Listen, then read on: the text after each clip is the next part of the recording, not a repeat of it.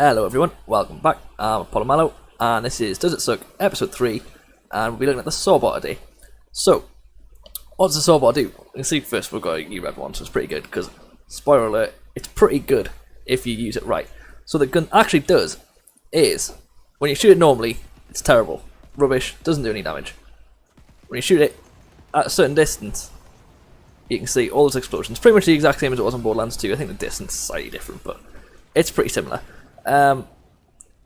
So yeah, like I say, I've used this for a little bit now. I wasn't expecting it to be good when I started, but I was happily surprised, so I went and got a good one. So, let's start. Once you get your distancing right, it just annihilates people. I've tried this on both Flak and Moze so far, and I had pretty excellent results. I'm going to try it on Amara later with Ties That Bind, because I think you might be able to get several like hits at once, so you're going to be doing crazy damage to Ties That Bind, but Ties That Bind's broken anyway. You can make anything good with Ties That Bind. But as you can see, compared to the Mutant yesterday, this is just infinitely better. We're actually killing stuff really quickly. I haven't actually tried this one in the Guardian Takedown yet, so that will be it'll be a bit of an actual reaction with hey. Because normally I already know how the weapon's going to perform in the Guardian Takedown. So you can see we're just chewing through mobs left, right and centre. Oop. Come on, fix the gun. That is one thing I'm not a huge fan of. The shots to break doesn't seem really good, especially because when you really get into it, it seems to overheat fairly fast. But for a COV weapon, it's not so bad. I'm not normally massive on COV weapons, although I did like the Hydra Frost, which we looked at the other day. Was a big fan of that. Whoops. So look, there's a flamethrower one, and because of the U-Rad, we're still just chewed through. You don't need the U-Rad for the gun to be good. It's sort of like the Hydra Frost, where the gun performs pretty decent without a good anointment, but then we went out and got a good anointment, and honestly, I think it might actually do decent in the Guardian Takedown. Just down myself in a barrel, I think. Okay, so first things first though, we'll go and kill Tron, so I will be back in 1 second. Slight quick detour, oh my god, learn to walk. We're just going to murder Chupa 2 whilst we're here. Just need to line it up properly, and then once it starts going, I don't even have my ASCs or anything. Yeah, pretty good. What do we get?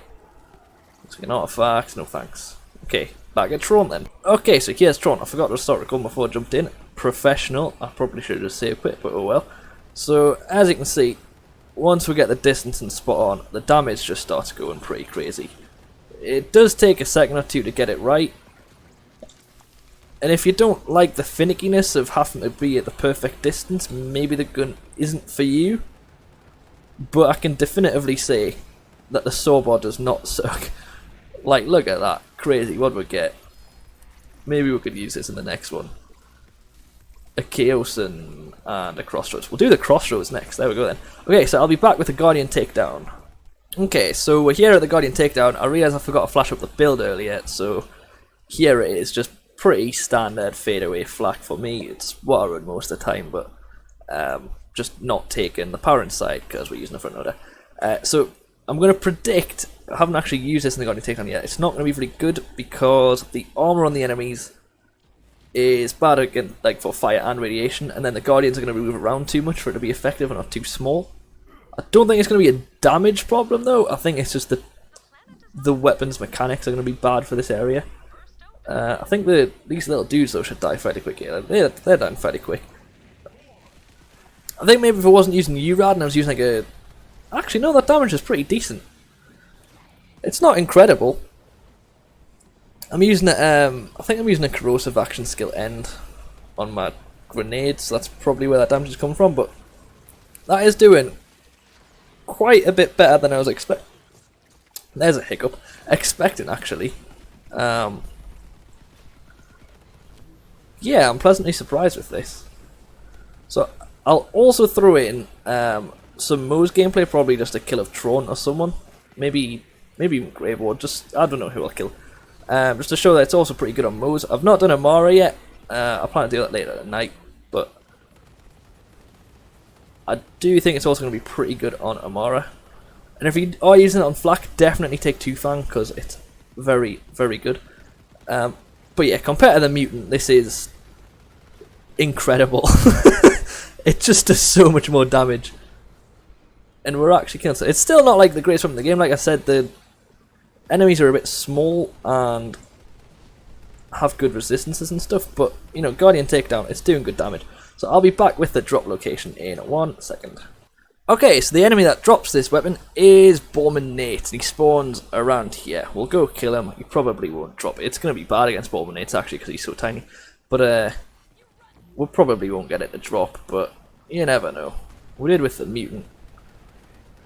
Come on, Borman. It's actually doing better than I thought against Borderlands Nate as well. The more I use this weapon, the more I like it, actually.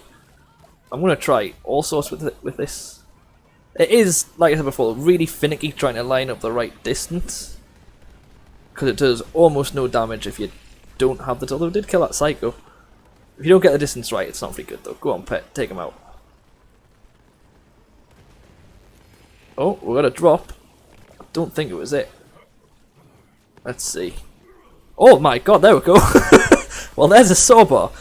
Proof that Borderlands Nate drops it. So yeah, like I said, I'll throw in some clips of... a couple Moze kills, and probably just one actually, probably do Grave Ward with Moze, just to show that it's not just good on flak. But other than that, thank you very much for watching. Watch me on Twitch, and comment the next weapon you'd like to see in this. I just used the Sawbar today, because I fancied using the Sawbar. So I hope you all have a great day. Okay, so we were going to kill Tron, but then I realised he's kind of too far away for it to work. When we tried it, it kind of worked, but it wasn't great. So maybe don't use this gun against Grave Ward, so we're going to do other Tron with Moze instead. So let's see, I'm presuming it's going to be, yeah, there we go. Pretty good damage. We're using a Blastmaster with splash damage and splash radius on it as well. As soon as it's shield down, he's going to be done, I think.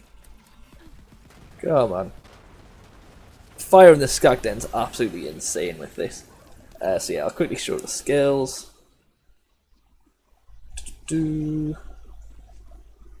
That's those and the gear. So yeah, again, thank you very much for watching and have a good day.